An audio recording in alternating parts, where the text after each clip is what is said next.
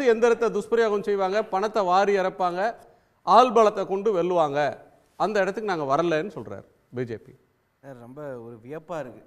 ஏன்னா தேர்தல் பத்திரம் மூலமாக 12,000 கோடி காசு போனதே பாஜக கட்சி தான். பாஜகவோட உலகத்திலே பணக்கார கட்சி இல்லை அப்படிங்கிறது எல்லாருக்குமே தெரிஞ்ச விஷயம். By the corporate, of the corporate, for the கார்ப்பரேட்னு ஒரு அரசை நடத்திட்டு இருக்காங்க ஒன்றிய பாஜக அரசு. அப்படி இருக்கும்போது அவங்க வந்து பணபலத்தை பற்றி பேசலாமா, இல்லை மசில் பருவத்தை பேசலாமா? எலெக்ஷன் கமிஷன் ஒன்றிய அரசு கீழே தான் வருது. அதுலேயும் இப்போ சட்டத்தை ட்வீக் பண்ணி எலெக்ஷன் கமிஷனரை எலெக்ட் பண்ணுற பவரே அதிகமாக ஒன்றிய பாஜக அரசுக்கு தான் தரப்பட்டிருக்கு. அப்படி இருக்கும்போது அவரே என்ன ஒத்துக்கிறாரா?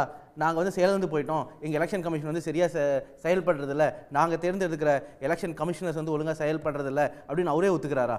இது ஒரு வேடிக்கையான விஷயம். இப்போ போன அதிமுகவும் பங்கேற்காத இன்னொரு வேடிக்கையான விஷயம். ஏன்னா முதல்ல அதிமுக கட்சி கண்ட வெற்றியே வந்து இடைத்தேர்தலாம் 70களில்.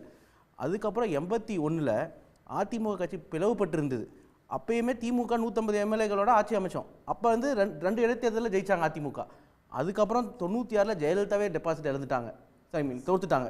99ல் இடைத்தேர்தலில் திருப்பி அதிமுக ஜெயிக்குது. இதே மாதிரி இவங்க ரெண்டு பேர். அதே மாதிரி ஈரோடு தொகுதி போன தேர்தலில் கிட்டத்தட்ட 44,000 ஓட்டு வந்திருக்கு. யாருக்கு? அதிமுகவுக்கு. அப்படி இருக்கும்போது இவங்க பாஜகவும் அதிமுக வைக்கிற குற்றம் என்ன?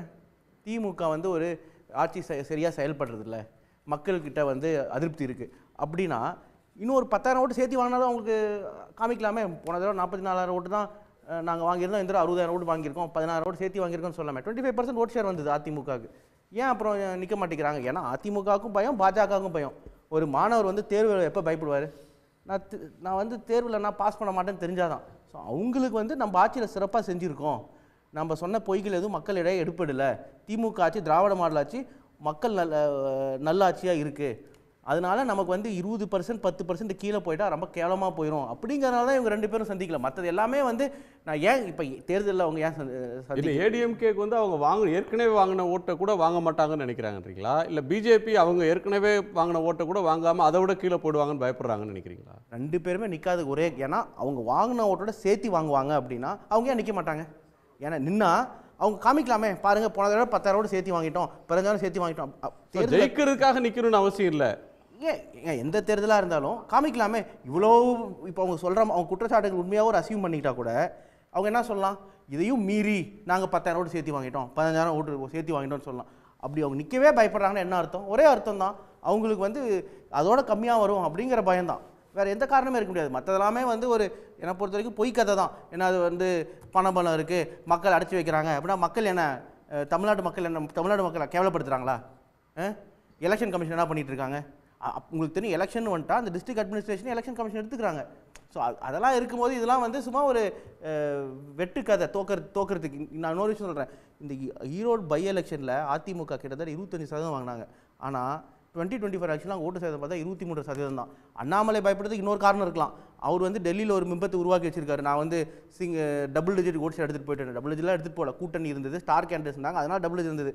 இந்த திருப்பி 5% கீழே வந்துட்டா அவர் பதவிக்கும் ஆபத்து. ஸோ சிங்கிள் டிஜிட்டுக்கு கீழே போய்டுன்ற பயம் இல்லை, 5% கீழே போய்டுன்னு பயப்படுறாங்க. அது அந்த ஒரு காரணத்தினால தான் ரெண்டு பேருமே நிற்கல. இல்லைனா வந்து இவ்வளோ குற்றச்சாட்டுகள் வச்சுருக்காங்களா 6 மாதமா? அதிமுக சரி பாஜகவும் வச்சுருக்காங்க.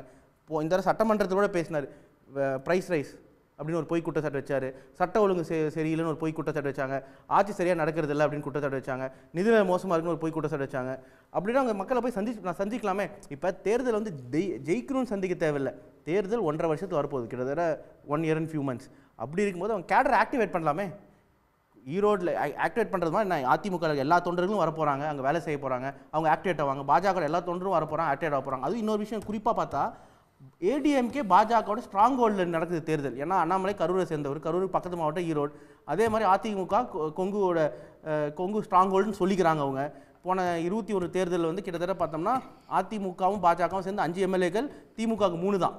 அப்படி இருக்கும்போது எடப்பாடி சேலத்தை சேர்ந்தவர்.